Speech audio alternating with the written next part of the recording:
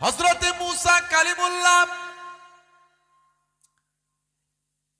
হে মুসলমান একটু শুনুন, মুসা কালিমুল্লাহ কত কষ্ট করতেন।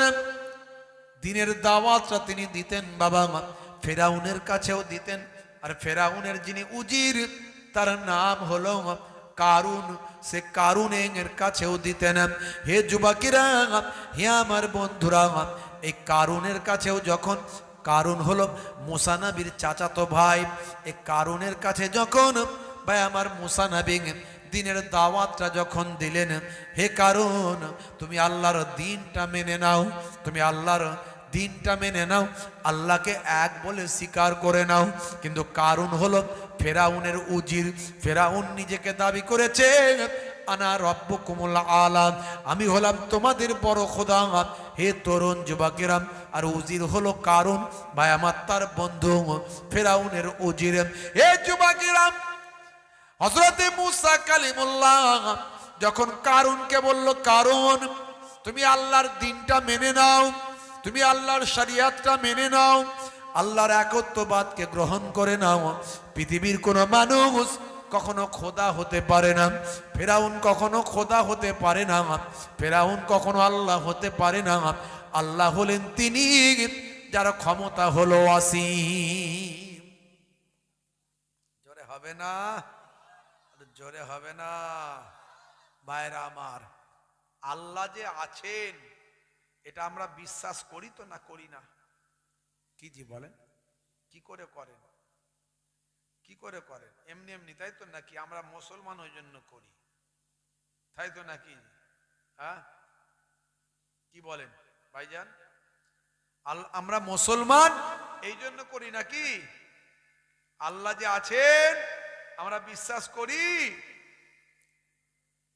ভাইরা আমার, তরুণ যুবকেরা আমার, মুরব্বিয়ানেরা আমার, মুসলমান শুনে রেখে দেন, আমি আপনাকে 2 মিনিটের একটা উদাহরণ দিচ্ছি।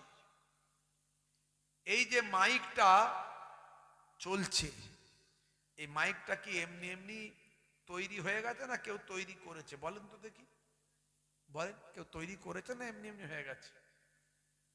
হ্যাঁ, কেউ তৈরি করেছে, এমনি এমনি তো হয়ে যায়নি। এই এমনি এমনি তো নিশ্চয় তৈরি হয়ে যাওয়ার কথা নয়, অটোমেটিক তো হয় না, নিশ্চয় কেউ না কেউ তৈরি করেছে, তাই না? কেউ না কেউ তৈরি করেছে এই মাইকটাকে। বন্ধুরা আমার, তরুণ যুবকেরা আমার, মুরব্বিয়ানেরা আমার, এই কোরআন মাজিদ সাক্ষী দেয়, হাদিস পাক সাক্ষী দেয়। ভাইরা আমার, এই পৃথিবীতে সব কিছুর কর্তা ছাড়া কখনো কর্ম হয় না, আমরা প্রমাণ পাই সব কিছুই। এই মোবাইলটা দেখছি, এমনি এমনি নিশ্চয়ই মোবাইলটা তৈরি হয়নি, মোবাইলটার একজন তৈরি কারক আছে। তাহলে আকাশ, এই জমিন, এই চাঁদ, এই সূর্য, এই যা কিছু আছে, এই সব কিছুর কেউ না কেউ একজন তৈরি কারক আছে। তিনি হলেন মহান, তিনি হলেন অসীম, তিনি আর অন্য কেউ নন, তিনি হলেন মহান আল্লাহ। জোরে বলুন সুবহানাল্লাহ। আল্লাহকে দেখতে পাওয়া যায় না। আল্লাহকে যদি দেখতে পাওয়া যেত তাহলে আল্লাহর ক্ষমতা ছোট হয়ে যেত, কারণ আল্লাহর থেকে আকাশ বড় হয়ে যেত, আল্লাহর থেকে পাহাড় বড় হয়ে যেত। এই জন্য আল্লাহ তো সবের স্রষ্টা, আল্লাহকে দেখা যাবে কেমন করে? কারণ দেখা যাবে না, কারণ তিনি সব কিছুর স্রষ্টা, তাকে, তার অস্তিত্ব আছে, এটা প্রমাণ পাওয়া যায়। বিশ্ব ব্রহ্মাণ্ডের সব কিছু দেখে বোঝা যায় আল্লাহ আছেন। জোরে বলুন সুবহানাল্লাহ। বিজ্ঞানীরা বিগ ব্যাং থিওরি আবিষ্কার করেছে, বলছে বিশ্ব ব্রহ্মাণ্ড অটোমেটিক তৈরি হয়েছে। বিজ্ঞানীরা বলছে বিশ্ব ব্রহ্মাণ্ড অটোমেটিক তৈরি হয়েছে, আকাশ জমিন সব অটোমেটিক হয়েছে। হ্যাঁ ভাইরা আমার, তরুণ যুবকেরা আমার, সেটা বিজ্ঞানীরা তারা তাদের গ্রন্থে বলছে। এটা কবে? এটা আবিষ্কার হয়েছে 1931 সালে। যিনি আবিষ্কার করেছেন তার নাম হলো মিস্টার জর্জ লেমিন্টে।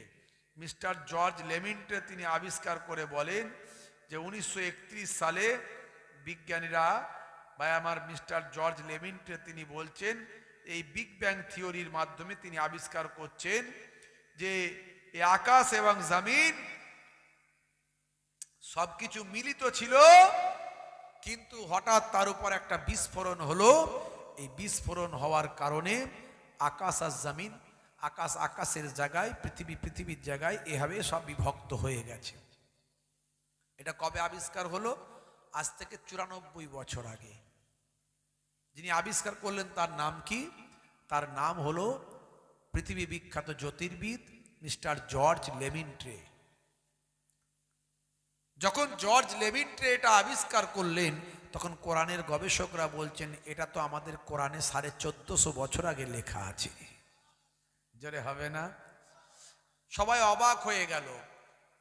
এই এত কিছু যন্ত্রপাতি দিয়ে, এই দিয়ে ওই দিয়ে এত কিছু করে এই আবিষ্কার হলো, বিশ্ব ব্রহ্মাণ্ড তৈরি হয়েছে কিভাবে? আর এটা কোরআনে লেখা আছে। বলে হ্যাঁ, এই যে আপনি বললেন আকাশ আর জমিন সব একসঙ্গে ছিল, মিলিত, তারপর সেটা পৃথক হয়ে গেছে, এটা তো কোরআনে লেখা আছে। বলে সেটা হতে পারে কি করে? হ্যাঁ হতে পারে, এই জন্যই যে মহান আল্লাহ তো সব কিছু সৃষ্টি করেছেন, তাই পৃথিবীর মানুষ না জানলেও আল্লাহ তো জানেন, তাই 1450 বছর আগে কোরআনে লিপিবদ্ধ করে দিয়েছেন। দেখাও তো দেখি কোথায় আছে, দেখাও তো দেখি কোথায় আছে। কোরআনের গবেষকরা বলছে খুলুন, কোরআন তো সবাইয়ের কাছে আছে। আছে না নাই? হ্যাঁ, মুসলমানের ছেলে আমরা, আমাদের কাছে কোরআন মাজিদ আছে না নাই? কি জি? হ্যাঁ, শুধু ঘরে থাকলে তো হবে না, তোলা থাকলে একটু পড়তে হবে। আর আপনার মোবাইলে একটা ডাউনলোড করে নিন কোরআনের অ্যাপ, বাংলা উচ্চারণ সহ অর্থ সহ কোরআনের অ্যাপ ডাউনলোড করে নিন। মুসলমানের ছেলে মোবাইলে অ্যাপ ডাউনলোড করে ফ্রি ফায়ার, পাবজি, তারপরে বিভিন্ন রকমের গেম, ক্যারাম বোর্ড, তাস, আরো অনেক কিছু। ওতে কোনো ফায়দা নাই, ওতে গোনা ছাড়া নেকি নাই। ওতে আপনার নেশা হবে, উপকার কিছু হবে না। ওতে আপনার জ্ঞান বৃদ্ধি হবে না, কোনো কাজে লাগবে না। পৃথিবীর বুকে একটা কেতাব, যে কেতাবটা পড়লে আপনার জ্ঞান বৃদ্ধিও হবে, আর প্রত্যেকটা অক্ষরের বিনিময়ে 10টা করে নেকি হবে। জোরে বলুন সুবহানাল্লাহ। সেই কোরআন মাজিদ আপনি পড়ুন, দেখবেন আপনার জীবনটা ধন্য হয়ে যাবে। একবার বাংলায় উচ্চারণ করে অর্থ সহ যদি বানেটা পড়েন আপনি, কোরআন মাজিদ আরবি পারেন না, বাংলায় উচ্চারণ সহ পড়েন, কাল কায়ামতের দিন ওই কোরআন মাজিদ আপনার নাজাতের জারিয়া হয়ে যাবে। সেই কোরআন মাজিদ আপনি খুললে পড়লে পেয়ে যাবেন, প্লে স্টোরে গিয়ে ডাউনলোড করে নেবেন। হে তরুণ যুবকেরা, হে আমার বন্ধুরা, শুনে রেখে দিন বাবা, জেনে রেখে দেন। হে মুসলমান, একটু লক্ষ্য করুন, সূরার নাম হলো সূরা আম্বিয়া। এই সূরা আম্বিয়ায় আপনি যাবেন, 30 নম্বর আয়াত। আমার আল্লাহ বলছেন, আওয়ালাম ইয়ারাল্লাযীনা কাফারু আন্নাস সামাওয়াতি ওয়াল আরদা কানাতা রাতকান ফাফাতাকনাহুমা। বন্ধুরা আমার, মহান আল্লাহ বলছেন, আওয়ালাম ইয়ারাল্লাযীনা কাফারু, অবিশ্বাসীরা কি লক্ষ্য করে না? অবিশ্বাসীরা কি ভেবে দেখে না? অবিশ্বাসীরা কি লক্ষ্য করে না? আন্নাস সামাওয়াতি ওয়াল আরদ, আন্না মানে নিশ্চয়, সামাউন মানে হলো আকাশ, আরদুন মানে হলো জমিন বা পৃথিবী। নিশ্চয় আকাশ এবং পৃথিবী, কানাতা রাতকান, আল্লাহ বলছেন আকাশ এবং জমিন, আমি আল্লাহ বলছি নিশ্চয় আকাশ এবং জমিন মিলিত অবস্থায় ছিল। ফাফাতাকনাহুমা, আল্লাহ বলেন আমি তাদেরকে পৃথক করে দিয়েছি। দেখছেন, আজ থেকে 94 বছর আগে বিশ্ব ব্রহ্মাণ্ড রহস্য, বিশ্ব ব্রহ্মাণ্ড তৈরির রহস্য, বিগ ব্যাং থিওরি আবিষ্কার হলো, অথচ 1450 বছর আগে আল্লাহর কোরআনে বিগ ব্যাং থিওরি লিপিবদ্ধ হয়ে আছে। জোরে বলুন সুবহানাল্লাহ। এই জন্য কোরআন সত্য, মহাসত্য, ধ্রুব সত্য।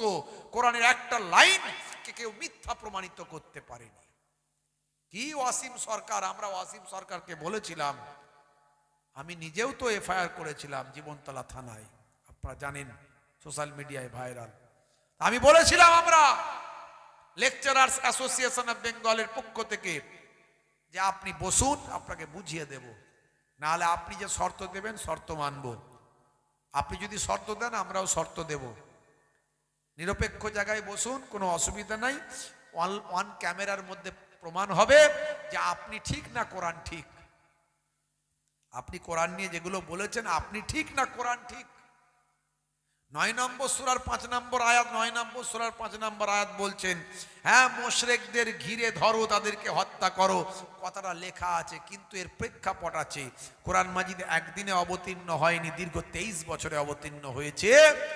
এই 4 নম্বর আয়াতটা পড়লে আপনি বুঝতে পারবেন, 9 নম্বর সূরা 4 নম্বর আয়াত, সেখানে বুঝতে পারবেন যে চুক্তির কথা বলা হচ্ছে, অর্থাৎ মুশরিকদের সঙ্গে চুক্তি ছিল। এটা তখনকার কুরাইশদের কথা বলা হচ্ছে, এখনকার হিন্দু খ্রিস্টান জৈন বৌদ্ধদের বলা হয়নি। যারা চুক্তি ভঙ্গ করে মুসলমানদের হত্যা করেছে, বলা হচ্ছে তোমরাও তাদেরকে ঘিরে ধরো, তোমরা তাদেরকে ভালো করে ঘিরে ধরে তাদেরকে তোমরা হত্যা করো। যারা তোমাদেরকে তাড়িয়ে দিয়েছে তোমরা তাদেরকে তাড়িয়ে দাও। এটা তো স্বাভাবিক ব্যাপার। মনে করুন পাকিস্তান যদি ভারতে অ্যাটাক করে, ভারতের সেনানায়ক কি চুপ করে বসে থাকবেন? তিনি বলবেন যারা তোমাদের অ্যাটাক করেছে তোমরাও তাদের অ্যাটাক করো। স্বাভাবিক ব্যাপার এটা। এরকম যুদ্ধের বর্ণনা সব গ্রন্থেই আছে। এই যুদ্ধ ন্যায়ের জন্য যুদ্ধ। আপনি রামায়ণ খুলবেন যুদ্ধের কথা পাবেন, মহাভারত খুলবেন পাবেন, বেদ খুলবেন পাবেন, বাইবেল খুলবেন পাবেন। হ্যাঁ, শুধু কোরআনের এই লাইনটাকে আপনি খুঁজে পেলেন, আর লাইন খুঁজে পেলেন না। কোরআনের অন্য জায়গায় বলা হয়েছে লাকুম দীনুকুম ওয়ালিয়া দীন, তোমার ধর্ম তোমার কাছে, আমার ধর্ম আমার কাছে। কোরআনের অন্য জায়গায় বলা হয়েছে অমুসলিমদের, যারা আল্লাহকে মানে না, আল্লাহ ব্যতীত অন্যের ইবাদত করে, এই অমুসলিমদের তোমরা গালিও দিও না। গালি দিতেও নিষেধ করা হয়েছে, হত্যা করা তো দূরের কথা। কোরআনের অন্য জায়গায় বলা হয়েছে লা ইকরাহা ফিদ্দীন, ধর্মে কোনো জবরদস্তি নাই। একটু তুমি খুঁজে পেলে না। কিতাবের অন্য জায়গায় বলা হয়েছে একজন নিরীহ মানুষকে হত্যা করা মানব জাতির হত্যা করার সমান। এগুলো তুমি খুঁজে পেলে না। তুমি ওই লাইনটাকে খুঁজে পেয়ে রাজনীতি শুরু করলে। হ্যাঁ, মানুষের বিভাজন করবে, হিন্দু মুসলমানের বিভাজন করবে, মারপিট দাঙ্গা হাঙ্গামা তৈরি করবে। এই জন্য তুমি এসব করলে। ভাইরা আমার, আমাদের চ্যালেঞ্জ অ্যাকসেপ্ট করেনি, গ্রহণ করেনি। হে তরুণ যুবকেরা, পৃথিবীর মানুষ অবাক, সেই কোরআন মাজিদে আমার আল্লাহ কি নিয়ামত দিয়েছেন। কোরআনের তাফসীর গুলো যদি আপনি পড়েন, যখন আপনি শানে নাজুলটা পড়বেন, আপনি অবাক হয়ে যাবেন। এই যে 9 নম্বর সূরার 5 নম্বর আয়াত, এই 5 নম্বর আয়াতের যদি শানে নাজুল খোলেন, আপনি দেখবেন একটা যুদ্ধের বর্ণনা সেখানে পাবেন। সেখানে কিভাবে কুফফারদের সঙ্গে যুদ্ধ হয়েছিল, তারা কি করেছিল, কেন আল্লাহ এই আয়াতটা নাজিল করলেন, এই নাজিল করার কারণটা সেখানে আপনি পাবেন। এর জন্য তাফসীর পড়তে হয়। কোরআনের প্রত্যেকটা কম বেশি লাইনের ব্যাখ্যা আছে, সেই ব্যাখ্যাগুলো জানতে হয়। বিভিন্ন প্রেক্ষাপটে কোরআনের আয়াত নাজিল হয়েছে। একদিন দুদিনে কোরআন মাজিদ আসেনি, দীর্ঘ 23টা বছর ধরে এসেছে। হে তরুণ যুবকেরা, হে আমার মুরব্বিয়ানিরা, তাফসীরের কিতাবের মধ্যে পাবেন এই কারুনের বর্ণনার কথা। কারুনকে আমার আল্লাহ এত ধন সম্পদ দিয়েছিলেন, মুসা নবীর চাচাতো ভাই সম্পর্কে আত্মীয় হয়। হে তরুণ যুবকেরা, মুসা নবী যখন কারুনকে বললেন, হে কারুন তুমি আল্লাহকে এক বলে মেনে নাও, কারুন বলল আমাকে তুমি যদি সোনা দাও তাহলে আমি তোমার আল্লাহকে আল্লাহ বলে মেনে নেব। স্বর্ণ যদি আমাকে দাও, আমার ধন সম্পদ দরকার। মুসা নবী চিন্তা করলেন কারুন অনেক প্রভাবশালী, যদি তাকে আমি রাজি করতে পারি তাহলে সমাজে অনেক অন্যায় অবিচার পাপাচার কমে যাবে, আল্লাহর নির্দেশনা নীতি নৈতিকতা সে মানবে, তাহলে সমাজটা অনেক ঠিক হয়ে যাবে। তাই মুসা নবী, নবীরা তো অনেক কষ্ট করেছেন মানুষকে হেদায়েত করার জন্য, নবীরা মানুষ যাতে সৎ হয় অনেস্ট হয় অনেক চেষ্টা করেছেন। তো বললেন যদি সোনা দিই তাহলে তুমি আল্লাহকে মেনে নেবে? বলে হ্যাঁ। মুসা নবী চিন্তা করলেন এমনি তো মানতে চাইছিল না, তো এতদিন পরে যখন সোনা দিলে মানবে বলছে, তো একটু দেখা যাক চেষ্টা করে। হে তরুণ যুবকেরা, হে আমার বন্ধুরা, এমন সময় তুর পাহাড়ে চলে গেলেন মুসা আলাইহিস সালাম। ওই পাহাড়ের পাদদেশে তুর পাহাড়ে চলে গেলেন। ভাইরা আমার, তরুণ যুবকেরা, হে আমার মুরব্বিয়ানেরা, এই পাহাড়ের পাদদেশে এপারে গাছের গোড়ায় দাঁড়িয়ে দাঁড়িয়ে আল্লাহর সঙ্গে কথা বলতেন।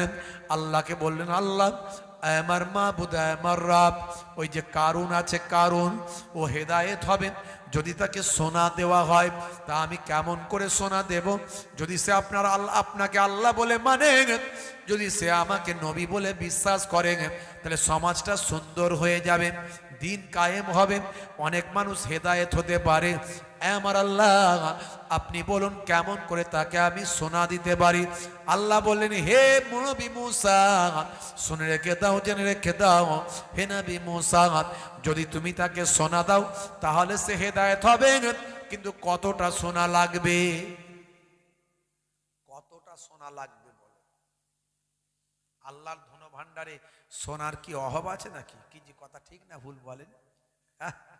এই যে ভেনেজুয়েলা দখল করার চক্রান্ত করছে, হ্যাঁ, ক্ষমতাশালী ওই দেশটি, তার কারণ ভেনেজুয়েলার মাটির তলায় প্রাকৃতিক সম্পদ আছে, তেল আছে, এই তেলকে গ্রাস করে নিতে চায়। ইরানে তেল আছে, ইরানে, তুরস্কে তেল আছে। যে দেশগুলোকে অ্যাটাক করেছে এই দেশগুলোর তলায় সব তেল আছে, প্রাকৃতিক সম্পদ আছে, সোনা আছে।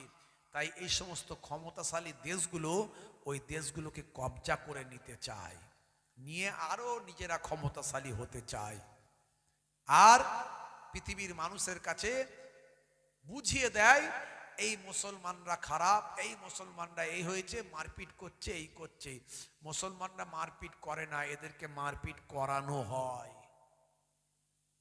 এদেরকে পেছন থেকে লাগানো হয়।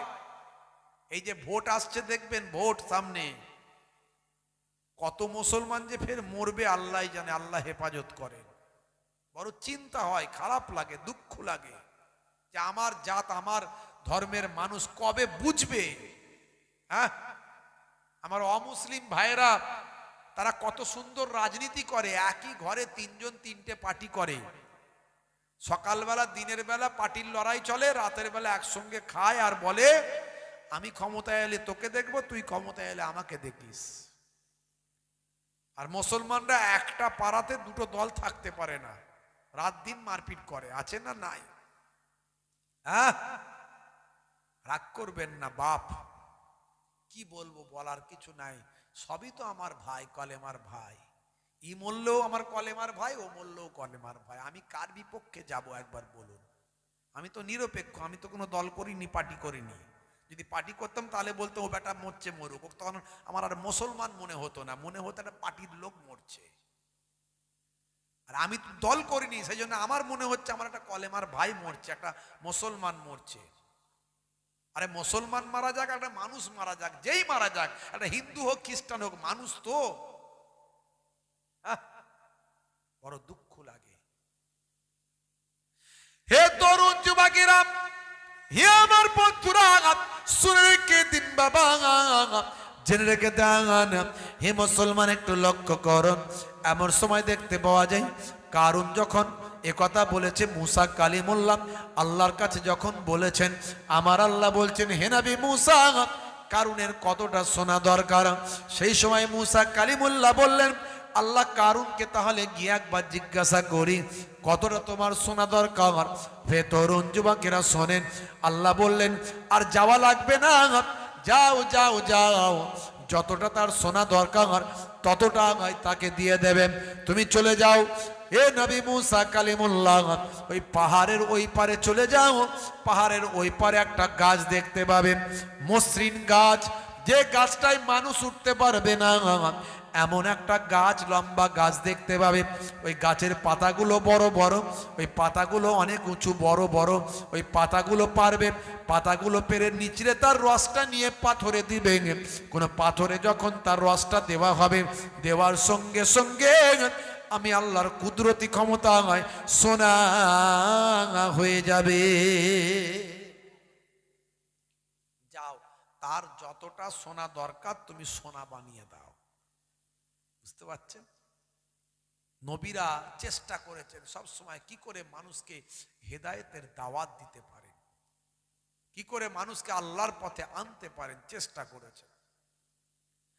হে তরুণ যুবকেরা, হে আমার বন্ধুরা, শুনে রেখে দিন বাবা, জেনে রেখে দেন।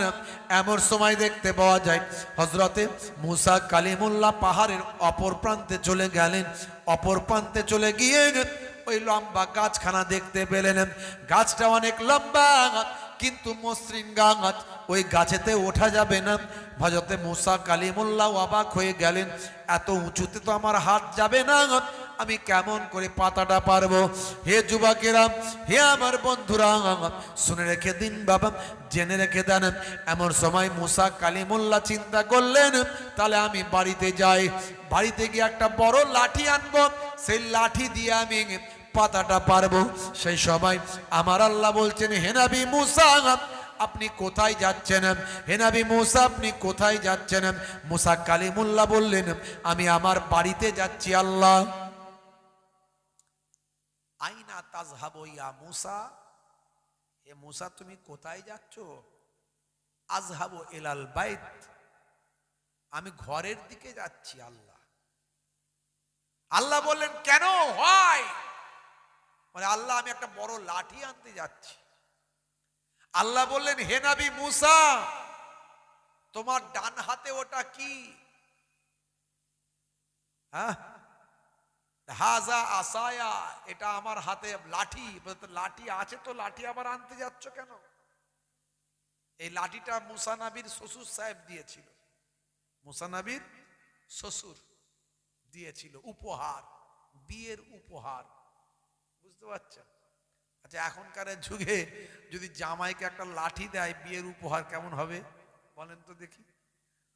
বিয়েটাই নষ্ট হয়ে যাবে। আমাকে অপমান করছে, লাঠি দিচ্ছে বিয়েতে। হ্যাঁ, কোথায় গাড়ি দেবে, 4 চাকা গাড়ি, তার জায়গায় লাঠি দিচ্ছে। কথা ঠিক না ভুল? কিন্তু মুসা নবী এই লাঠিকে ভীষণ পছন্দ করতেন, শ্বশুরের দেওয়া লাঠি। আমার আল্লাহ ওই লাঠিতে মুজিজা দিয়েছিলেন। কি মুজিজা দিয়েছিলেন? ওই লাঠি যখন হাত থেকে ছাড়তেন, বিশাল বড় সাপ হয়ে ছুটতো, বিশাল বড় সাপ হয়ে ছুটতো। মুসা নবীকে আল্লাহ বললেন, হে নবী মুসা, সাপের লেজটা ধরে নাও। সাপের লেজটা যখন মুসা নবী সাহস করে ধরলেন, ধরার সঙ্গে সঙ্গে আবার আগের মতো লাঠি হয়ে গেল। জোরে বলুন সুবহান। এই লাঠিটা মুসা নবীর হাতের 80 হাত লম্বা। তাহলে মুসা নবী কতটা লম্বা বুঝতে পারছেন? হ্যাঁ, তখনকার মানুষ কিরকম লম্বা হতো ভাইরা আমার। আউস বিন আনাকের কথা আমি বলেছি। আউস বিন আনাক 3500 বছর বেঁচে ছিলেন, যাকে মুসা নবী হত্যা করেছিলেন। এই আউস বিন আনাক কয়েকটা নবীর জামানা পেয়েছিলেন। আউস বিন আনাক যখন সমুদ্রের ভোগ লাগতো, ক্ষুধা লাগতো, তখন তিনি সমুদ্রে নেমে যেতেন। নেমে গেলে সমুদ্রের পানিটা তার কোমর পর্যন্ত, নালে বুক পর্যন্ত হতো। হাতে করে মাছ ধরতেন, মাছ ধরে মাটিতে উঠে এসে হাতটা সূর্যের দিকে ভালো করে একটু ধরে নিতেন, এভাবে সূর্যের তাপেতে মাছ ভাজা হয়ে যেত। সেই মাছ খেয়ে আবার হাতে থাকতো লাঠি, সেই লাঠি নিয়ে মেঘেতে একটু গোঁজা মারতেন। মেঘে গোঁজা মারলি মেঘ থেকে পানি আসতো, সেই পানি খেয়ে যান ঠান্ডা করতেন। মানে কত লম্বা ছিলেন, কত তাগড়া ছিলেন, বুঝতে পারছেন? হ্যাঁ, মুসা নবীর জামানায় যখন আউস বিন আনাক এলো, তখন বেদিনদের অন্তর্ভুক্ত হয়ে গেল। বুঝতে পারছেন? ফেরাউনের লোক লস্করের দলে চলে গেল। মুসা নবীর জামানায় মুসা নবীর সঙ্গে তার লড়াই শুরু হলো। মুসা নবীকে আল্লাহ এমন ক্ষমতা দিয়েছিলেন, মুসা নবী তার লাঠিতে ভর করে ওপরে উঠে আর আউস বিন আনাকের এই জানুতে মারলেন ধাক্কা। ওই এক ধাক্কাতেই আউস বিন আনাক শেষ। মুসা নবীতে এমনি কত লম্বা, বুঝতে পারছেন? তার উপরে আউস বিন আনাক কত লম্বা একটু কল্পনা করুন, যে সমুদ্রে নামলে তার বুক পর্যন্ত নালে কোমর পর্যন্ত হয়। মানে মাটিতে দাঁড়িয়ে মাছ ভেজে নিতেন হাতটা তুলে। জি হ্যাঁ, রাইসুল মুফাসসিরিন আব্দুল্লাহ ইবনে আব্বাস রাদিয়াল্লাহু তাআলা আনহু তার তাফসীরের মধ্যে লিখেছেন এই আউস বিন আনাকের কথা। এই আউস বিন আনাকের সঙ্গে মুসা নবীর লড়াই হলো। মুসা নবী তাকে এমন একটা লাঠির উপর ভর করে উড়ে গিয়ে তার পায়ের জানুতে এমন ভাবে মারলেন, অতি সে জামিনে পড়ে গেল, আর ওটার ক্ষমতা হলো না। আল্লাহর কুদরতি ওই এক আঘাতে, লাঠির আঘাতে, এক আঘাতেই তার মৃত্যু হলো। তারপর তার ডেড বডিটা পড়ে রইল ওই লোহিত সাগরে, নীল দরিয়ায়। নীল দরিয়ায় তার ডেড বডিটা পড়ে রইল। তার ডেড বডিটা পড়ে এমন হয়ে গেল একটা কঙ্কাল, যে কঙ্কালটা একটা ব্রিজের কাজ করত। আগামী প্রায় 200 বছর কম বেশি ব্রিজ হিসাবে ছিল, যার উপর দিয়ে মানুষ হেঁটে হেঁটে যেত। চিন্তা করতে পারেন ভাইরা আমার। হে তরুণ যুবকেরা, হে আমার বন্ধুরা, আল্লাহ বললেন, হে নবী মুসা, আপনার ডান হাতে ওটা কি? বলে এটাই তো লাঠি। বলে লাঠি যখন হাতে আছে, আবার কেন লাঠি আনতে যাচ্ছেন? এমন সময় মুসা কালিমুল্লাহ বলেন, আল্লাহ আপনি আমাকে যে সোনার কথা বললেন, স্বর্ণের কথা বললেন, সবচেয়ে মূল্যবান জিনিস স্বর্ণ, এই স্বর্ণের কথা আপনি যেটা বললেন, এটা শোনার পরে আমার আর ব্রেনটা ঠিক মতো কাজ করছে না। আমার হাতে লাঠি আছে এটা আমি ভুলে গেছি, তাই আমি আবার লাঠি আনতে যাচ্ছিলাম। আমার আল্লাহ আপনি মনে করিয়ে দিয়েছেন, বড় ভালো হয়েছে।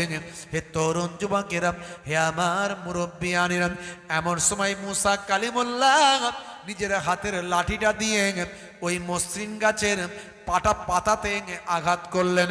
পাতাতে আঘাত করার পরে বেশ কিছু পাতা জমিনে ঝরে পড়ল।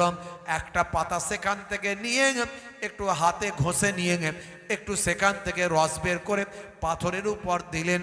পাথরের উপর দেওয়ার সঙ্গে সঙ্গে সেই পাথরটা সোনা হয়ে গেল। ভাইরা আমার, মুসা কালিমুল্লাহ সেই পাথরটা দেখলেন যে সোনা হয়ে গেল। চিন্তা করলেন যে শুধু ওপরটা সোনা হলো না ভিতরেরটাও, নিচেরটাও সোনা হয়েছে, মাঝখানটাও সোনা হয়েছে, এটা চিন্তা করছে মুসা কালিমুল্লাহ। তা এমন সময় মুসা কালিমুল্লাহ ভালো করে বলে, অন্য একটা পাথর দিয়ে এই পাথরটাকে ভেঙে দেখি তো যে এর নিচেরটাও, নিচের অংশটাও সোনা হয়েছে কিনা। তাই মুসা কালিমুল্লাহ ভাই আমার সেই পাথরটাকে ভাঙলেন। ভেঙে দেখছেন না, আল্লাহর ওয়াদা কখনো ফেল হয় না, ভিতরের অংশগুলো পুরোটাই সোনা হয়ে গেছে। জোরে বলুন সুবহানাল্লাহ। মুসা কালিমুল্লাহ ওই গাছের পাতাগুলো নিয়ে সব বাড়িতে চলে গেলেন। কিভাবে মানুষকে দিনের পথে আনা যায়, মানুষকে কিভাবে আল্লাহ এবং রাসূলের পথে আনা যায়, কিভাবে দিনমুখী করা যায়, তার জন্য নবীরা অনেক চেষ্টা করেছেন। উদউ ইলা সাবিল রাব্বিকা বিল হিকমাতি ওয়াল মাউইজাতিল হাসানা, তোমরা মানুষকে ইসলামের দিকে আহ্বান করো, ডাকো সুন্দর উপদেশ, সুন্দর কৌশলের দ্বারা। জোরে বলুন সুবহানাল্লাহ। জোরে হবে না? হাজারো ব্যথা বেদনার পরে ফিরে আসুনি তুমি আপন ঘরে, দিনের আলো তুমি ছড়িয়ে দিতে চলে গেলে মদিনায় মক্কা ছেড়ে। হে রাসূল তোমাকে ভুলি আমি কেমন করে। আমার নবী পাক কত কষ্ট করেছেন মানুষকে হেদায়েত দেওয়ার জন্য, নামাজি বানানোর জন্য, রাসূলের সুন্নত পালন করানোর জন্য, আল্লাহকে, আল্লাহর একত্ববাদ মানানোর জন্য কত কষ্ট করেছেন। খেয়ে না খেয়ে দিন প্রচারের কাজে নিজেকে দিয়েছ বিলিয়ে, তায়েফের কাফেরেরা চিনল না এ আলো, দুষ্টু ছেলেদের পিছু দিল লেলিয়ে। খেয়ে না খেয়ে দিন প্রচারের কাজে নিজেকে দিয়েছ বিলিয়ে, তায়েফের কাফেরেরা চিনল না এ আলো, দুষ্টু ছেলেদের পিছু দিল লেলিয়ে। পাথরের আঘাতে ক্ষত বিক্ষত হয়ে সারা শরীর থেকে রক্ত ঝরে। হে রাসূল তোমাকে ভুলি আমি কেমন করে। আল্লাহ হুম্মা সাইয়্যিদিনা। হেরার গুহায় তোমারই ধ্যান, আসমান থেকে নামে আল কোরআন। হেরার গুহায় তোমারই ধ্যান, আসমান থেকে নামে আল কোরআন। ভাঙলো সবার ভুল, তোমাকে ভুলি আমি কেমন করে। আল্লাহ হুম্মা সাল্লি আলা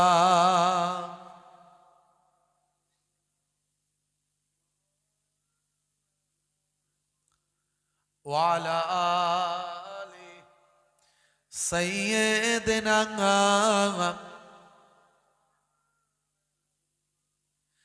হে তরুণ যুবকেরা, হে আমার বন্ধুরা, শুনে রেখে দিন বাবা, জেনে রেখে দেন নবীরা কত কষ্ট করেছেন।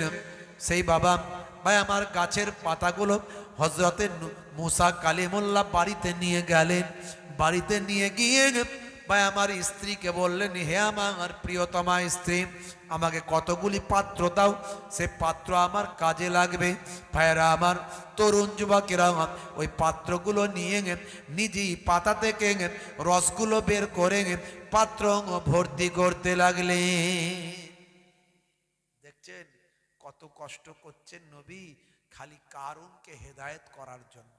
ভাবুন তো একবার, নবীরা কত কষ্ট করেছেন, আউলিয়ায়ে কেরামরা কত কষ্ট করছেন, যারা এখন হাক্কানি আলেম ওলামা আছেন তারা কত কষ্ট করছেন মানুষকে আল্লাহওয়ালা বানানোর জন্য, হেদায়েত দেওয়ার জন্য। ভাইয়েরা আমার, তরুণ যুবকেরা আমার, মুরব্বিয়ানেরা আমার, এখনো সময় আছে, এখনো সময় আছে। আমরা যদি হেদায়েত হয়ে যাই, আমার আল্লাহ আমার আপনার দোয়াকে কবুল করবেন। জোরে বলুন সুবহানাল্লাহ। এখনো সময় আছে। মুসা নবীর জামানাতি, মুসা নবীর জামানাতি এক সময় খরা হয়েছিল, খরা। সে খরা হওয়ার কারণে লোকেরা মুসা নবীকে বলল, হুজুর আপনি তো আল্লাহর নবী, আল্লাহর সঙ্গে আপনার কথা হয়, তো একটুখানি আপনি আল্লাহর কাছে একটু দরখাস্ত করুন যেন আমাদের খরাটা কেটে যায়, আমাদের এখানে যেন পানি বর্ষণ হয়। মুসা নবী বললেন, ঠিক আছে চলো সব জমিনে ময়দানে গিয়ে আমাদের নামাজ পড়তে হবে, দুরাকাত নামাজ পড়বো একসঙ্গে আমরা। দুরাকাত নামাজ পড়ে আল্লাহ তাআলার দরবারে আমরা দোয়া চাইবো, আল্লাহকে বলবো আল্লাহ তুমি পানি দাও। হে তরুণ যুবকেরা, হে আমার বন্ধুরা, হযরতে মুসা কালিমুল্লাহ 2 রাকাত নামাজের ইমামতি করলেন। জমিনের বুকে ময়দানে গিয়ে গেলেন। ময়দানে গিয়ে পানি নাজিল হওয়ার জন্য আল্লাহ তাআলার দরবারে 2 রাকাত নামাজ আদা করলেন। নামাজে হাজার হাজার মানুষকে নিয়ে হযরতে মুসা কালিমুল্লাহ 2 রাকাত নামাজটা পড়ে আল্লাহ তাআলার দরবারে দোয়াটা চাইতে লাগলেন। আয় আমার আল্লাহ, আয় আমার মাবুদ, এত তোমার বান্দাদের নিয়ে ময়দানে হাজির হয়েছি, বহুদিন যাবত এখানে পানি তুমি দাও না। মাবুদ আল্লাহ, তোমার দরবারে দরখাস্ত করি তুমি পানি দাও। হে তরুণ যুবকেরা, মুসা কালিমুল্লাহ আল্লাহ তাআলার দরবারে যখন দোয়া চাইছেন, পানির জন্য যখন দোয়ার কথা বলছেন, পানি তো দেওয়ার দূরের কথা, আমার আল্লাহ আকাশের সূর্যের প্রখরতা, সূর্যের তেজটা আরো বাড়িয়ে দিয়েছে। সূর্যের তেজ বেড়ে যাচ্ছে। মুসা নবী বলছে, আল্লাহ এটা কেমন হলো? আমার সঙ্গে তোমার কথা হয়, তুমি আমাকে পয়গম্বর বানিয়েছো, নবী বানিয়েছো, তো সূর্যের তেজ বাড়িয়ে দিচ্ছ, ব্যাপারটা কি? আমি তো সবার কাছে অপমান হয়ে যাব, লজ্জিত হয়ে যাব, আল্লাহ তুমি এটা কেন করছো? আল্লাহ বলছেন, হে নবী মুসা, ওই ময়দানে তোমার দলের ভিতরে এমন একজন লোক আছে যে 40 বছর আমার ইবাদত করেনি, আমাকে আল্লাহ বলে ডাকেনি। সে আজকে ঠেলায় পড়ে তোমার দলে ভিড়েছে, ঠেলায় পড়ে তোমার দলে ভিড়েছে। সেও দেখছে যে পানি হচ্ছে না, একটু যাই, তবে আমিও যদি পানি পাই, না হলে কি হবে, যদি আমার আবার কিছু অসুবিধা হয়, তো সেও এই তোমার দলে ভিড়েছে। এই তোমার দলে এরকম লোক যদি থাকে যে 40 বছর আমি আল্লাহকে আল্লাহ বলে ডাকেনি, তো আমি কেমন করে তোমার দোয়া কবুল করব বলো। মুসা নবী রাগী মানুষ ছিল, এক চড়ে মানুষ মেরে ফেলেছিল, বুঝতে পারছ। ফেরাউনের লোক মুসা নবীর মুসা নবীর ভক্ত ভালোবাসার মানুষের সঙ্গে ঝগড়া। এখন মুসা নবী গিয়ে বুঝালেন যে ঝগড়া করতে নাই, এই নাই সেই নাই ওই নাই। এখন ফেরাউনের লোক মুসা নবীর কথা শোনে না। মুসা নবী বোঝাচ্ছে, বুঝতে চায়নি। এত রাগী মানুষ ছিলেন আর এত শক্তিশালী মানুষ ছিলেন, দিলেন একটা চর, এক চরিতেই বেটা ফিনিশ, বুঝতে পারছেন। অনেক লম্বা ঘটনা। তো মুসা নবী রাগী মানুষ। আল্লাহ যখন বললেন তোমার দলেতে 40 বছর ধরে এমন একজন লোক আছে যে 40 বছর আমি আল্লাহকে আল্লাহ বলে ডাকে নিয়ে ইবাদত করেনি, মুসা নবী উঠে আওয়াজ দেন, এই কে আছিস, বেরিয়ে যা। আমার দলের ভিতরে, এই নামাজিদের ভিতরে যে আছিস, 40 বছর আল্লাহকে ডাকিসনি, আল্লাহ বলে দিয়েছে বেরিয়ে যা, তোর জন্য পানি হচ্ছে না, তোর জন্য আল্লাহ পানি দিচ্ছে না। আচ্ছা বলুন, এরকম লোক যদি কেউ দলে থাকে, সে কি বেরিয়ে যাবে মনে হচ্ছে? সে তো বরং আরো মাথা নিচু করে নেবে যাতে হুজুর দেখতে না পায়। যদি সে বেরিয়ে যায়, লোকে তাকে সকালবেলা টিকতে দেবে, মাচায় বসতে দেবে, চায়ের দোকানে বসতে দেবে? সরে বস, সরে বস, 40 বছর আল্লাহকে ডাকিনি, তোর জন্য পানি হচ্ছে না, সরে বস বলবে তো নাকি? সে তো বেরোচ্ছে না, সে তো মাথা নিচু করে মনে মনে করছে মুসা নবী যেন আমাকে দেখে না ফেলে, চিনে না ফেলে। হে তরুণ যুবকেরা, আল্লাহর দরবারে চোখ পড়া পানি, বুক পড়া বেদনা নিয়ে মাথা নিচু করে ওই ব্যক্তি কান্না শুরু করলো, আয় আমার আল্লাহ, তুমি ঠিকই বলেছ, আমি তোমাকে 40 বছর ডাকিনি, তোমার ইবাদত বন্দেগী করিনি, আমি তোমাকে তোমার হুকুমটা পালন করিনি, কিন্তু আমার আল্লাহ আজকে আমি বড় বিপদের মধ্যে পড়েছি, আমি তোমার কাছে ওয়াদা করছি, প্রতিজ্ঞা করছি, তুমি আমাকে ক্ষমা করে দাও, আমি তোমার কাছে তওবা করছি। আমার আল্লাহ কোরআন মাজিদের ভিতরে বলেছেন, ইয়া আইয়ুহাল্লাযীনা আমানু তুবু ইলাল্লাহি তাওবাতান নাসুহা। হে তরুণ যুবকেরা, আল্লাহ বলছেন বান্দারে, হে বিশ্বাসী বান্দারা, তোমরা যখন তওবাটা করবে, ইয়া আইয়ুহাল্লাযীনা আমানু তুবু ইলাল্লাহি, আল্লাহ তাআলার দরবারে তওবা করো, তাওবাতান নাসুহা, অন্তর থেকে তওবা। এই অন্তর থেকে যখন তওবা করেন, কোন মানুষ যখন আল্লাহর দরবারে অন্তর থেকে যখন তওবা করেন, আমার আল্লাহ তার জীবনে জিন্দেগির গুনাহগুলোকে মাফ করে দেয়।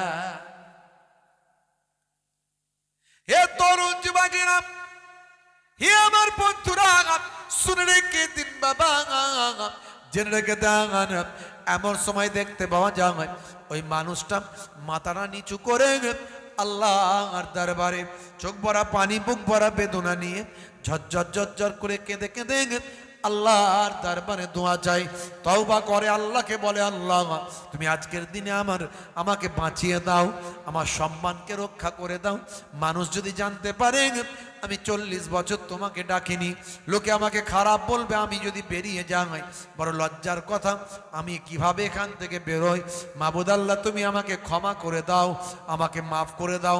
মাথাটা নিচু করে তওবা করতে থাকে আর ঝরঝর করে কাঁদে, আল্লাহ আজকে যদি তুমি আমার সম্মানটা বাঁচিয়ে দাও, আজকে যদি তুমি মেঘ দিয়ে পানিটা দিয়ে দাও, আজকে যদি তুমি এখানে পানিটা দান করে দাও, তাহলে আমার কথা মানুষ ভুলে যাবে, আমার কথার কারো খেয়ালে থাকবে না।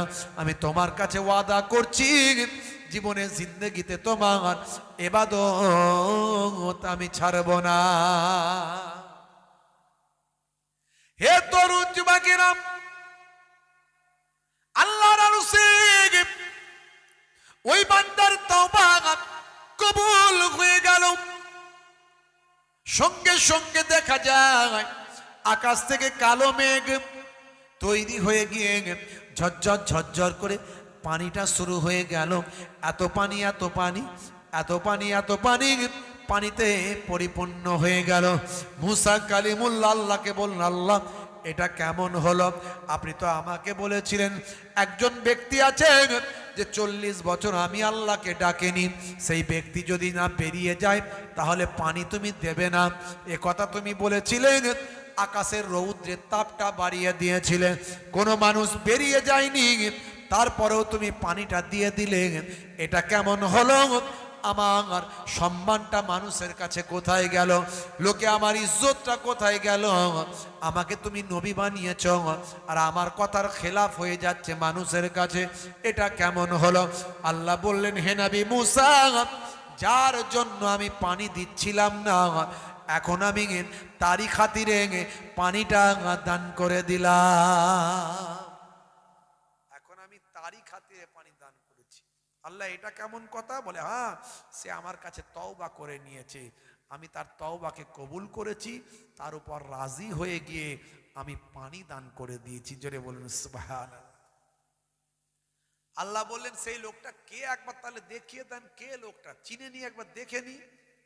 আল্লাহ বললেন, না না না, ও নবী মুসা, তুমি আমার নবী হতে পারো, কিন্তু সে তো আমার বান্দা, তার সম্মানটা আমি তোমার কাছেও নষ্ট করতে চাই না। আমি আল্লাহ বান্দার সম্মানকে, ইজ্জতকে আমি আল্লাহ রক্ষা করি। যে বান্দা আমার কাছে স্যালেন্ডার করে, আমি আল্লাহ তার ইজ্জতকে রক্ষা করি। আমি যদি তার গোপনীয়তা তোমার কাছে বলে দিই, তাকে পরিচয় করিয়ে দিই, দেখিয়ে দিই, তাহলে তার সম্মানটা তোমার কাছে নষ্ট হয়ে যাবে। আমি আল্লাহ বান্দার সম্মান নষ্ট করতে পারবো না। দেখেছেন আমার আল্লাহ কত রহমান রহিম। সে আল্লাহর ইবাদত আমরা ভুলে গেছি, নামাজ পড়িনি, রাসূলের সুন্নত পালন করতে পারি না। ভাইরা আমার, তরুণ যুবকেরা আমার, অথচ আউলিয়ায়ে কেরাম, নবীরা, পয়গম্বরেরা কত চেষ্টা করেছেন, আমার নবী কত মার খেয়েছেন, রক্তাক্ত হয়েছেন এই নামাজকে কায়েম করার জন্য। নামাজের থেকে বড় ইবাদত আর কিছু হতে পারে না, অথচ বান্দা নামাজ ছেড়ে দিয়েছে। ভাইরা আমার, তরুণ যুবকেরা আমার, হে যুবকেরা, হযরতে মুসা কালিমুল্লাহ বাড়িতে নিজে নিজেই পাতাগুলো সব পিসের রস বের করে পাত্র ভর্তি করলেন। পাত্র ভর্তি যখন হয়ে গেল, এবার চললেন কারুনের দরবারে চললেন। বিশাল বড় রাজপ্রাসাদ, কারুন অনেক বড় লোক, ধনী লোক, আবার ফেরাউনের উজির বলে কথা, তার চাচাতো ভাই, সম্পর্কে আত্মীয়। কারুনের কাছে চলে গেলেন, কারুনকে বললেন, কারুন, তোমার ওয়াদা এবার পূরণ হবে, তুমি চেয়েছিলে সোনা, কত সোনা চাই, যাও যাও যাও, তোমার লোক লস্কর লাগিয়ে পাহাড় থেকে পাথর কেটে এখানে আনাও। আমি এই যে আমার ওষুধটা, এই আল্লাহর দেওয়া জিনিসটা, আল্লাহর দেওয়া এই রসটা আমি সেই পাথরে দিয়ে দেব, দেওয়ার সঙ্গে সঙ্গে পাথরটা সোনা হয়ে যাবে। যাও, তোমার লোক লস্কর দিয়ে পাথর আনাও। লোক লস্কর দিয়ে অনেক পাথর আনানো হলো, অনেক পাথর আনানো হলো। হযরতে মুসা কালিমুল্লাহ সেই হোমিওপ্যাথির এক ফোঁটা ওষুধের মতো করে পাথরে দিচ্ছেন, আর পাথর সোনা হয়ে যাচ্ছে। এক ফোঁটা করে দিচ্ছেন, পাথর সোনা হয়ে যাচ্ছে। যত পাথরে দিচ্ছেন সব সোনা হয়ে যাচ্ছে। অনেক পাথর দিয়ে দিয়ে দিয়ে দিয়ে তখন ওই কারুন বলছে, আমার যথেষ্ট সোনা হয়ে গেছে, আর আমার সোনা লাগবে না, কিন্তু একটা কথা তোমাকে বলতে হবে, হে নবী মুসা, যদি তুমি একটা কথা বলো তাহলে আমি তোমার আল্লাহকে আল্লাহ বলে মানবো। মানে মুসা নাই বলে, এত পাথর সব সোনা হয়ে গেল, এত সম্পদের মালিক হলে, তারপরেও তুমি আবার আরো একটা কথা জানতে চাও? বলো, কি কথা জানতে চাও? বলে, তুমি যে রসটা দিচ্ছ এটা কোন গাছ, এই গাছ কোথায় আছে, এই গাছ কোথায় আছে? বেটা জালেম এখনো মুসা নবীকে বিশ্বাস করছে না, বলছে গাছ কোথায় আছে। আর নবীরা কোনোদিন মিথ্যা কথা বলতে পারেন না, বলেন না। যখন জিজ্ঞাসা করেছে যখন, আর প্রশ্ন যখন আল্লাহকে মানা না মানার, যদি বলে দিই তাহলে মানবে, বলে হ্যাঁ, তখন নবীরা তো মিথ্যা কথা কোনোদিন বলেন না। তখন তিনি বলে দিলেন, পাহাড়ের অপর পার্শ্বে একটা লম্বা মোটা গাছ আছে, যে গাছটায় কেউ উঠতে পারবে না, যে গাছটায় ওঠার ক্ষমতা কারো নাই, ওতে বড় বড় পাতাগুলো আছে, ওই পাতা হলো আল্লাহর কুদরতি পাতা, ওই পাতার রস যদি পাথরে দেওয়া হয় পাথর সোনা হয়। তখন কারণ বলে, এই গাছ তো আমার দেশের গাছ, এ তো আমাদেরই গাছ, এতে আর তোমার কৃতিত্ব কি আছে, এতে আর তোমার ক্ষমতা কি আছে, তো আল্লাহর ক্ষমতা কি, গাছের পাতা, এ তো আমাদেরই দেশের গাছ। মুসা কালিমুল্লাহ বলে, আল্লাহকে মানো? না না না, এসব মানার কোনো ব্যাপার নেই, তোমার জাদু মন্ত্র আমি বুঝে নিয়েছি সব, বুঝতে পারছি। তারপরেও আল্লাহকে মানলো না। কারণের পরিণতি কি হয়েছিল এ ওয়াজ আমি করেছি, শুনে নেবেন। বলার উদ্দেশ্য হলো, এত চেষ্টা করেও কারণ আল্লাহ ওয়ালা হলো না, আর নবীরা চেষ্টা করতেই থাকেন কিভাবে মানুষকে হেদায়েতের দিকে আনা যায়। আল্লাহ বলছেন, বান্দা যদি তোমরা আমার ইবাদত করো, আমি আল্লাহ তোমাদের হেফাজত করব, আর যদি তোমরা আমার ইবাদত না করো, তোমরা ধ্বংসপ্রাপ্ত হবে, ক্ষতিগ্রস্ত হবে। ভাইরা আমার, তরুণ যুবকেরা আমার, আজ থেকে প্রতিজ্ঞা করুন আল্লাহর ইবাদত করবেন। ইবাদত গুলোর মধ্যে সবচেয়ে বড় ইবাদত হলো নামাজ। নামাজ বাদ দিয়ে কোনো ইবাদত হতে পারে না। নামাজের থেকে বড় ইবাদত আর কিছু নাই। বান্দা নামাজ পড়ো, আঁকড়ে ধরো, ছেড়ো না নামাজ এক জীবনে, করোনা কাজা হবে যে সাজা, দোজখ ঠিকানা আখিরাতে, দোজখ ঠিকানা আখিরাতে। ফজর গেল ঘুমে ঘুমে, জোহর বেলা তে কাজ, আসর গেল তাসার আড্ডায়, মাগরিব হেলা ফেলায়। নামাজ তোমার সঙ্গের সাথী, নামাজ হলো গোরের বাতি, নামাজ বিনা এই দুনিয়ায় সবই যে বৃথা। বান্দা নামাজ পড়ো, আঁকড়ে ধরো, ছেড়ো না নামাজ এক জীবনে, করোনা কাজা হবে যে সাজা, দোজখ ঠিকানা আখিরাতে, দোজখ ঠিকানা আখিরাতে। আল্লাহ রাব্বুল আলামিন আমাদের প্রত্যেককে নামাজি বানিয়ে দেন। বলুন আল্লাহুম্মা আমিন, বলুন আল্লাহুম্মা আমিন। আমার আল্লাহ চাইলে বড় বড় অসুখ দিতে পারে, cancer, tumour, paralysis, heart attack, বড় বড় অসুখ। আবার আমার আল্লাহ পারেন মানুষকে সুস্থ রাখতে। জোরে বলুন সুবহানাল্লাহ। এর জন্য আপনাকে দোয়া চাইতে হবে। দোয়াটা কোথায় চাইবেন? আল্লাহ নিজে জানিয়ে দিয়েছেন, আস্তাঈনু বিসসাবরি ওয়াসসালাহ। বান্দা তোরা আমার কাছে সাহায্য প্রার্থনা কর ধৈর্য এবং নামাজের মাধ্যমে। জোরে বলুন সুবহানাল্লাহ। নামাজের মাধ্যমে দোয়া চাইতে হবে। ওই চায়ের দোকানে বসে বসে বললে হবে না, আল্লাহ আমার এতজনের উপকার হচ্ছে, আমার হচ্ছে না, এতজনের লাভ হচ্ছে, আমার হচ্ছে না, এতজনের ব্যবসা চলছে, আমারটা চলছে না। ওই চায়ের দোকানে বললে হবে না। নামাজে সিজদায় গিয়ে আল্লাহকে বলো, অন্তর থেকে বলো, বলতে বলতে বলতে বলতে 21 দিন বলো, ইনশাআল্লাহ তোমার দোয়া কবুল হয়ে যাবে। আস্তে আস্তে তোমার উপকার হতে শুরু করবে। কোনটা দিয়ে চ্যানেল তৈরি হবে আমি আপনি কেউ বুঝতে পারবো না, কিন্তু আল্লাহর হতে হবে, আল্লাহর দরবারে আসতে হবে। আমার মায়েরা, বোনেরা, 4টে ভালো কাজ করবেন, নামাজ ছাড়বেন না, বছরে 1 মাস রমজানের রোজা ছাড়বেন না, স্বামীর দেখাশোনা করবেন, স্বামী খারাপ হোক ভালো হোক যাই হোক, স্বামী যেন না বলে আমার স্ত্রী আমার কথা শোনে না। 3 নাম্বার। 4 নাম্বার, বাইরে যদি বেরোতেই হয় একটু মোটা কাপড় গায়ে দিয়ে মাথায় দিয়ে সম্মানের সঙ্গে ইজ্জতের সঙ্গে, মুসলমান ঘরের নারী, আমার ইসলাম পর্দার কথা বলেছে, আমার ইসলাম নারীদের সম্মান দিয়েছে। এখন যে মহিলারা অর্ধলঙ্গ হয়ে নাচ গান করে ওই রকম নয়, আমার ইসলাম নারীদের সম্মান দিয়েছে। তা আপনি মুসলমান ঘরের নারী, বাইরে যদি বেরোতেই হয় মাথায় গায়ে একটু মোটা কাপড় দিয়ে পর্দার হেফাজতের মধ্যে বাইরে বেরোবেন। এই 4টে কাজ যদি মায়েরা করতে পারেন, আমার আল্লাহ 8টা জান্নাতের দরজা কাল কিয়ামতের দিনে খুলে দেবেন। জোরে বলুন সুবহানাল্লাহ।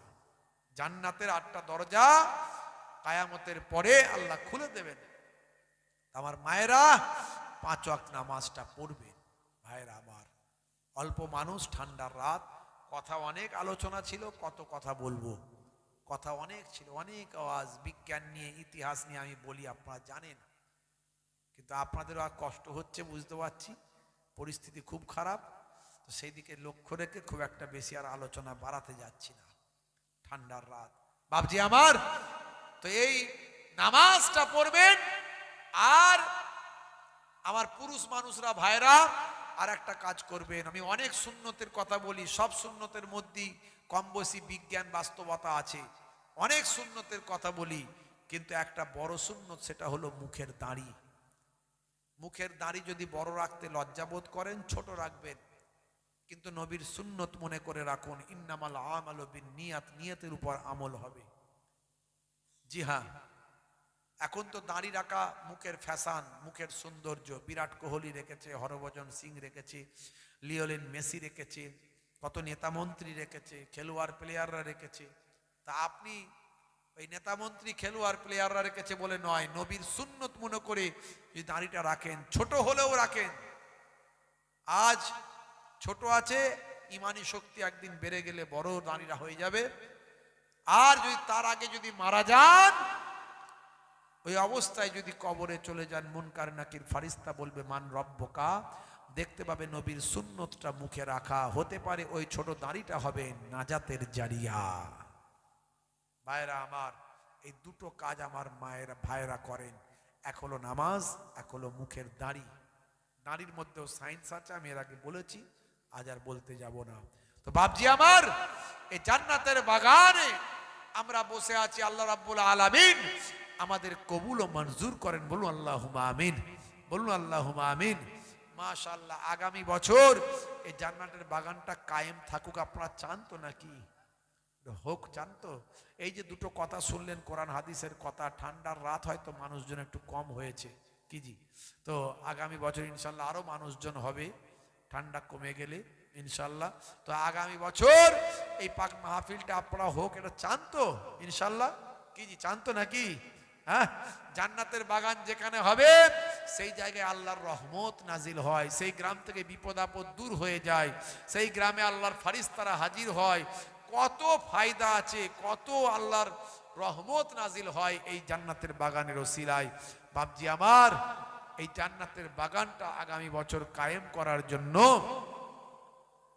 একজন মানুষ প্রথমে বলেন তো দেখি, 1005, একটু হাত তুলে দেখান, পাক পাঞ্জাতানকে ভালোবেসে। মাশাআল্লাহ, আমার ভাই হাত তুলেছেন। কে লিখবে? লেখালেখি করবে কে? পাক পাঞ্জাতান আহলে বায়াতকে ভালোবেসে। আহলে বায়াত হলেন 5 জন, আল্লাহর নবী, আম্মাজান ফাতেমা, আম্মাজান আর শেরে খোদা আলী মুর্তজা কারামাল্লাহ ওয়াজহু, আল্লাহর নবীর 2 জন নাতি, ইমাম হাসান ইমাম হুসাইন রাদিয়াল্লাহু তাআলা আনহুমা। এই 5 জন হলেন পবিত্র আহলে বায়াত, পাক পাঞ্জাতান। যে লিখবে মদিনা দিদার দাও গো শাহে মদিনা, আরশের মেহমান করেছেন আল্লাহ, কত শান কত মান মোর কমলিওয়ালা, আরশের মেহমান করেছেন আল্লাহ, কত শান কত মান মোর কমলিওয়ালা। ও গো মদিনাওয়ালা, ও গো মদিনাওয়ালা, করো করুণা দিদার দাও গো শাহে মদিনা দিদার দাও গো শাহে মদিনা আল্লাহুম্মা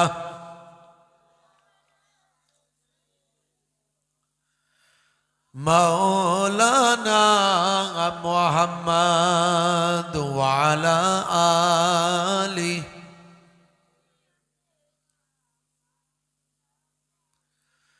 কালেমা প্রেমিক আর মন কজনই হবে বল কালেমা প্রেমিক আর মন কজনই হবে বল যে মহাব্বত হযরত বেলাল কালেমার প্রতীক রেখেছিল কালেমার প্রতীক রেখেছিল কালেমা প্রেমিক আর মন কজনই হবে বল দিন রাত সব এক হয়ে যায় তবু সে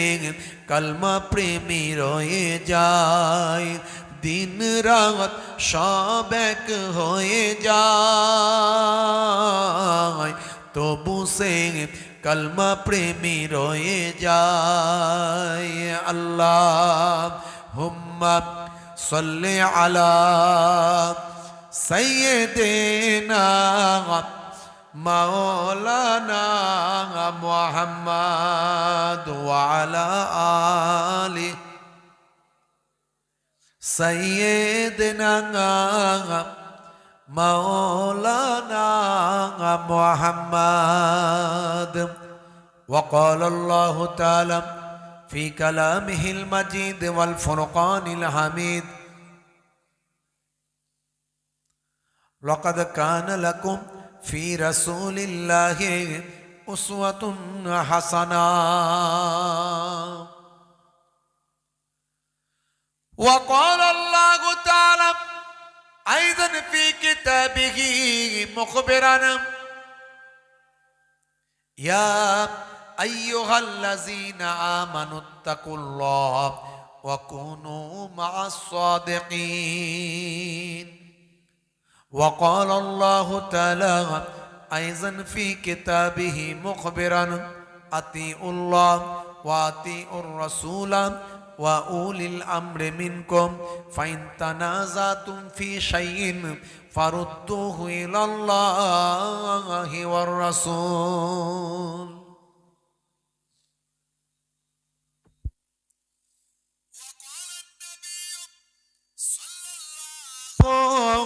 عليه وسلم من تمسك بسنتي عند فساد أمتي فله أجر 100 شهيد إلى آخر الحديث أو كما قال عليه الصلاة والتسليم وقال النبي صلى الله عليه وسلم حق المسلم على المسلم خمس رد السلام وعيادة المريض واتباع الجنائز وإجابة الدعوات وتسمية العاطس إلى آخر الحديث أو كما قال عليه الصلاة والتسليم শ্রদ্ধেয় সম্মানীয় আজকের সভার সভাপতি সামনে উপবিষ্ট আমার দিন দরদি ইসলাম দরদি আমার ভাইরা বাপজিরা তরুণ যুবকেরা মুরব্বিয়ানেরা স্নেহের বাচ্চারা মাইক্রোফোনের আওয়াজে কান লাগিয়ে আছেন জাতি ধর্ম বর্ণ নির্বিশেষে শ্রোতা বন্ধুরা পর্দানশীন আমার মায়েরা বোনেরা প্রত্যেককে ফুরফুরা শরীফ ছোট হুজুর পীর কেবলা রহমাতুল্লাহ আলাইহের মেয়ের ছেলে নাতি মায়াপুর পীরনগরী হুজুর পীর কেবলা রহমাতুল্লাহ আলাইহের ছেলের ছেলে পৌত্র সেই হরিণ খোলা দরবার শরীফ থেকে আপনাদের খেদমতে এসেছি। বহু দূর থেকে মুসাফির হালাতে, সেই হুগলি ডিস্ট্রিক্ট ফুরফুরা শরীফ থেকে আরো আধ ঘন্টা 40 মিনিট সময় লাগে 4 চাকা গাড়িতে। হরিণ খোলা দরবার শরীফ কিছু সময়ের জন্য আপনাদের খেদমতে এসেছি। জিক্রুল্লাহ জিক্রুন নবীর একটু আলোচনা করে দোয়া নিয়ে বিদায় নেব। আমা তাওফীকি ইল্লা বিল্লাহ। আমার আল্লাহ আমাকে এমন কিছু কথা বলিয়ে নেন যেটা আপনার উপকার লাগবে, যেটা আপনার উপকারে আসবে। আমার আল্লাহ ওই ব্যক্তিকে হেদায়েত দেন না যে ব্যক্তি হেদায়েত হওয়ার চেষ্টা না করবে। এই জন্য আমার আল্লাহ কোরআন মাজিদে বলে দিয়েছেন, ফাযাক্কির ফাইন্নাজ যিকরা তানফাউল মুমিনিন। হে নবী, আপনি ওয়াজ করতে থাকুন, আপনার ওয়াজটা ঈমানদারদের উপকারে লাগবে। জোরে বলুন সুবহানাল্লাহ। যারা ঈমানদার তাদের উপকার হবে। ওয়াজ শুনলি যে সবাই হেদায়েত হবে এমনটা নয়। আল্লাহর নবী ওয়াজ করেছিলেন, হযরত আবু বকর সিদ্দিক হুজুর হেদায়েত হয়েছিলেন, উপকার হয়েছিল। ওমর ফারুক হুজুরের উপকার হয়েছিল, ওসমান জিন্নুরাইনের উপকার হয়েছিল, আলী হুজুরের উপকার হয়েছিল, কিন্তু আবু জাহিলের উপকার হয়নি, আবু লাহাবের কোনো কাজে লাগেনি। তাহলে নবী ওয়াজ করেছেন, আবু জাহেল আবু লাহাব হেদায়েত হয়নি। আর আমি আপনি ওয়াজ করলে সবাই হেদায়েত হয়ে যাবে? আল্লাহ যাকে হেদায়েত দেবেন সে হবে, আর ওই ব্যক্তিকে আল্লাহ হেদায়েত দেবেন না যে হেদায়েত হওয়ার চেষ্টা না করবে। মান জাদ্দা ফাওয়াজাদা, যে চেষ্টা করবে সে পাবে। জোরে বলুন সুবহানাল্লাহ। হে তরুণ যুবকেরা, হে আমার বন্ধুরা, হে আমার মুরব্বিয়ানেরা, আমার আল্লাহ কোরআন মাজিদের ভিতরে বললেন, হে দুনিয়ার মানুষ, তোমাদেরকে আমি আল্লাহ এত নিয়ামত দিয়েছি। জমিনকে ছাদ বানিয়েছি, মাটিকে বিছানা বানিয়ে দিয়েছি, আকাশে আমি আল্লাহ চাঁদ দিয়েছি, সূর্য দিয়েছি। দিনের বেলা সূর্য তোমাদের আলোকিত করে, তোমরা কাজকর্ম করো। রাতের বেলা আমি আল্লাহ তোমাদের রাতের বেলাটা যাতে একটু মৃদু আলো থাকে তার জন্য চাঁদের ব্যবস্থা করেছি। হে তরুণ যুবকেরা, হে আমার বন্ধুরা, আল্লাহ বললেন বান্দারে, হে দুনিয়ার মানুষ শোনো, ওয়া খালাকনাকুম আজওয়াজা, আমি আল্লাহ তোমাদেরকে জোড়ায় জোড়ায় সৃষ্টি করেছি।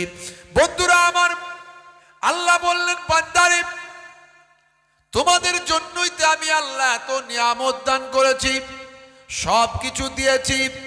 হে বান্দা, শুনে রেখে দাও, জেনে রেখে দাও, তোমাদের সন্তান সন্ততি দিয়েছি, সন্তান সন্ততি বংশ বিস্তার করেছি। মনে রাখবে, তোমরা তোমাদের কাজকর্ম, ব্যবসা বাণিজ্য, মাল মাতা, সম্পদ পেয়ে, ইয়া আইয়ুহাল্লাযীনা আমানু লা তুলহিকুম আমওয়ালুকুম ওয়ালা আওলাদুকুম আন যিকরিল্লাহ ওয়া মান ইয়াফআল যালিকা ফাউলাইকা হুমুল খাসিরুন। হে তরুণ যুবকেরা, হে আমার বন্ধুরা, আমার আল্লাহ বললেন শোনো, হে দুনিয়ার মানুষ শোনো, তোমরা তোমাদের মালমাতা, সন্তান সন্ততি, কাজ কারবার, ব্যবসা বাণিজ্য, তোমরা তোমাদের বিবি সন্তান, ছেলে মেয়ে পেয়ে, এগুলো পেয়ে তোমরা যেন আমি আল্লাহ আমার ইবাদতটা ভুলে না যাও। যদি তোমরা আমি আল্লাহ আমার ইবাদতটা ভুলে যাও, তাহলে তোমরা ক্ষতিগ্রস্তদের অন্তর্ভুক্ত হবে, ধ্বংস প্রাপ্ত হবে। আমরা আল্লাহর ইবাদত সব ঠিকঠাক পালন করছি না ভুলে গেছি? বলুন তো দেখি। হ্যাঁ, ঠিকঠাক সব পালন করি না ভুলে গেছি? আমরা ওয়াজের মজলিসে একটু ঠান্ডায় ভয়ে কাঁপছি, ওয়াজের মজলিসে এসে বসতে পারছি না, ঘরেতে কম্বল মুড়িয়ে দিয়ে শুয়ে আছি। হ্যাঁ, তাহলে নামাজ ঠিক মতো হচ্ছে? আল্লাহ বলছেন বান্দারে, যদি তোমরা আমার ইবাদত বন্দেগী ছেড়ে দাও, ভুলে যাও, তোমরা ধ্বংসপ্রাপ্ত হবে। আমরা ধ্বংসপ্রাপ্ত হচ্ছি না হয়নি? ক্ষতিগ্রস্ত হচ্ছি না হয়নি? এই 2026 সাল মুসলমানের ছেলে বলছে হ্যাপি নিউ ইয়ার, দেখ আমার বাহার। ও জানে না 2026 সাল কেমন যাবে, 2026 সালের পরিস্থিতি কি হবে, ও জানে না।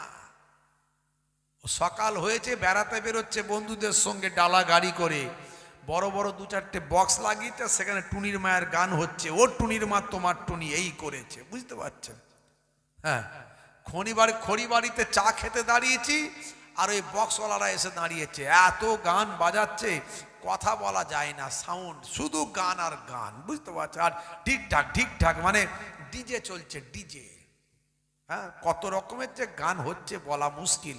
আমার আবার এই গান টান মনে থাকে না, রাস্তাঘাটে কানে আসে, ভাবি 2-1টা মনে রেখে জলসায় বলবো ছেলেদের, স্যার মনে থাকে না, ওই টুনির মাটাই মনে আছে, বুঝতে পারছেন? হ্যাঁ, কি আর বলবো মুসলমানের ছেলে। হে তরুণ যুবকেরা, হে আমার বন্ধুরা, শুনে রেখে দিন বাবা, জেনে রেখে দেন, লন্ডন থেকে একটা ম্যাগাজিন বেরোয়, এই ম্যাগাজিনটার নাম হলো, বাইরা আমার তরুণ যুবকেরা, মুরব্বিয়ানিরা আমার, হে মুরব্বিয়ানিরা, এই ম্যাগাজিনটা হলো দ্য ইকোনমিস্ট। হে তো জওয়ান যুবকেরা, এই ম্যাগাজিনে 2026 সাল সম্পর্কে একটা চিত্র অঙ্কন করা হয়েছে, একটা গোলাকার ছবি অঙ্কন করা হয়েছে, ছবির মধ্যে সিম্বলিক চিত্র অঙ্কন করা হয়েছে। এই ম্যাগাজিনের ভিতরে একটা ছবির মধ্যে গোলাকার ছবি দিয়ে তাতে একটা সিম্বলিক চিত্র অঙ্কন করা হয়েছে।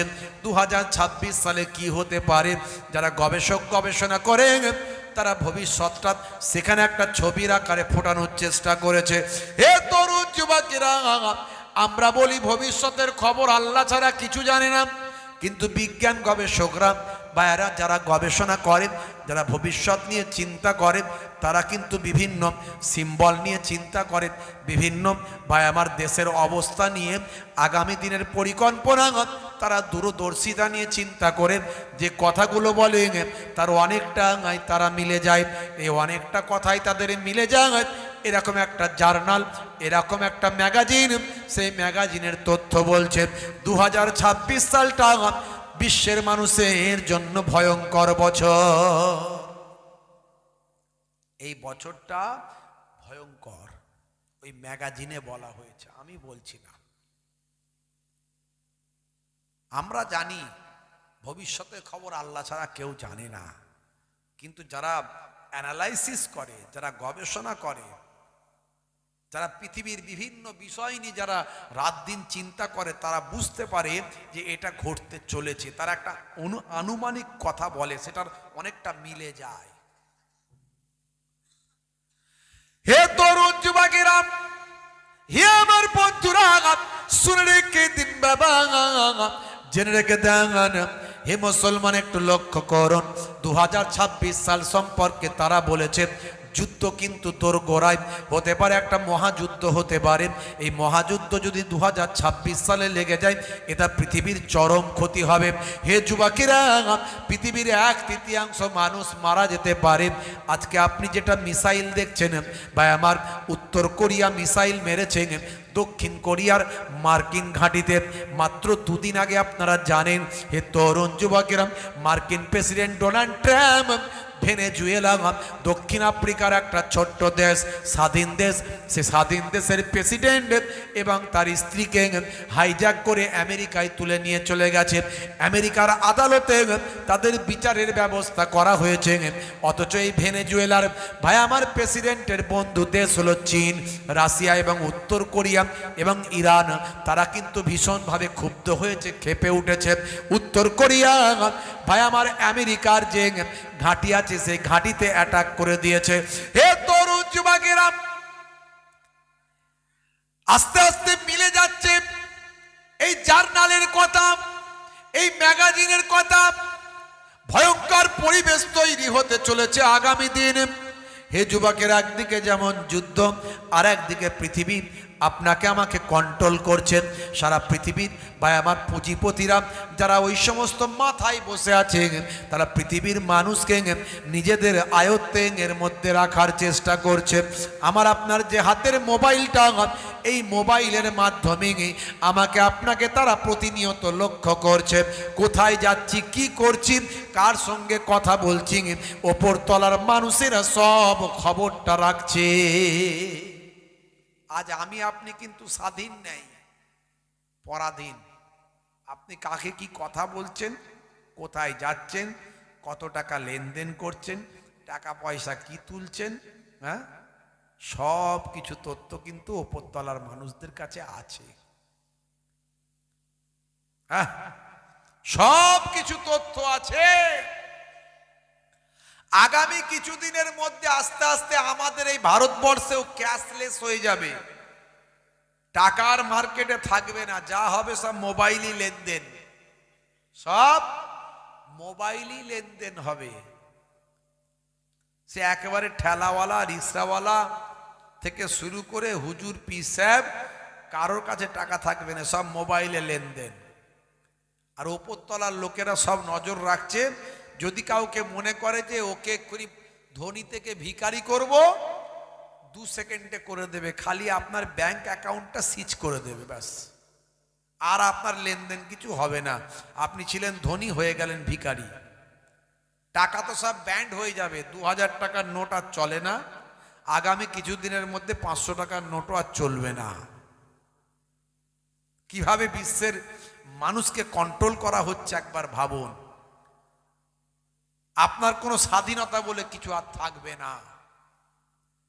আর যুদ্ধ আপনার দোরগোড়ায় চলে আসবে, যুদ্ধ আপনার দোরগোড়ায়। এখন আমরা দেখছি যে মধ্যপ্রাচ্যে যুদ্ধ চলছে, লড়াই চলছে, মিসাইল পড়ছে। একদিন দেখবেন আপনার ঘরের সামনে মিসাইল পড়ছে, শুরু হয়ে যাবে এরকম পরিস্থিতি। ভয়ঙ্কর দিন আসছে আমাদের মাঝখানে। তা আমরা বাঁচবো কেমন করে, চলবো কেমন করে, কি করবেন আপনি? হে তরুণ যুবকেরা, হে আমার বন্ধুরা, শুনে রেখে দিন বাবা, জেনে রেখে দেন। হে মুসলমান, একটু লক্ষ্য করুন। একমাত্র বাঁচার রাস্তা হলো, একমাত্র আপনি যদি শান্তি পেতে চান, শুনে রেখে দেন, জেনে রেখে দেন। পাকাল মাছ কাদার ভিতর থাকে, কিন্তু গায়ে কাদা লাগে না। হে যুবকেরা, আপনি গোনার সাগরের ভিতরে থাকবেন। পৃথিবীর এই অন্যায়, অত্যাচার, পাপাচারের ভিতরে আপনাকে থাকতে হবে। কিন্তু আপনি যদি আল্লাহ এবং রাসূলের দেখানো পথে চলেন, মনে রাখবেন, এই পাকাল মাছের মতো গায়ে যেমন কাদা লাগে না, আপনাকে আমাকে কোনো রকম অন্যায়, পাপ, অত্যাচার, পাপাচার কোনো রকম গ্রাস করতে পারবে না। এরই জন্য আল্লাহ বলছেন, বান্দারে, মাল্লাহুল মাওলা ফালাহুল কুল। বান্দা যখন আল্লাহর হয়ে যায়, কুল মাখলুকাত তার গোলাম হয়ে যায়। মান কানা লিল্লাহি কানাল্লাহু লাহু। যে বান্দা আল্লাহর হয়ে যায়, স্বয়ং আল্লাহ তার হয়ে যায়। আল্লাহ বলছেন, বান্দা যদি তোমরা আমার ইবাদত বন্দেগী করো, আমি আল্লাহ তোমাদের হয়ে যাব। মুসলমান আমরা আল্লাহর ইবাদত ছেড়ে দিয়েছি। 100 জনের 80 জন, 90 জন 5 ওয়াক্ত নামাজ পড়ে না। আপনাদের এখানে সবাই পড়ে, মাশাআল্লাহ। কি কথা ঠিক না ভুল বলেন? হ্যাঁ, সবাই পড়ে তো নাকি? আপনাদের মনে মনে হচ্ছে কোনো সুখ টুক কিছু নাই, ঠান্ডায় কাবু হয়ে গেছেন না? হুজুর পছন্দ হয় না, ধর রুগা পাতলা হুজুর, একটা মোটা সোটা বেশ হুজুর আসবে, চেহারা থেকে একদম পুরো নূর ঝরে ঝরে পড়ছে, এরকম হুজুর হলে ভালো হতো। কি হুজুর নিয়ে এসছে বলো দেখিনি? ছোট হুজুরের নাতি, পিন্নাগরি হুজুরের পোতা। হ্যাঁ, কোনটা? মনে তো সুখ টুক কিছু মনে বুঝতে পারছি না। ঠান্ডায় কাবু হয়ে গেছেন মনে হচ্ছে। আওয়াজ দিলে আওয়াজও বেরোচ্ছে না, কথাও বেরোচ্ছে না, হ্যাঁ না কোনো কিছুই নাই। কথা ঠিক না ভুল? রাগ করবেন না বাপ। জি হ্যাঁ।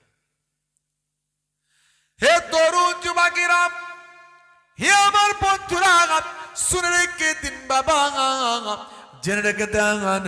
হে মুসলমান, একটু লক্ষ্য করুন। আল্লাহ বললেন, বান্দারে তোরা যদি আমার হয়ে যাস আমি আল্লাহ তোদের হয়ে যাব। হে তরুণ যুবকের, তোরা যদি আমার ইবাদতটা ভুলে যাস আমি আল্লাহ বলি তোরা ক্ষতিগ্রস্তদের অন্তর্ভুক্ত হবি, তোরা ধ্বংসপ্রাপ্ত হয়ে যাবি।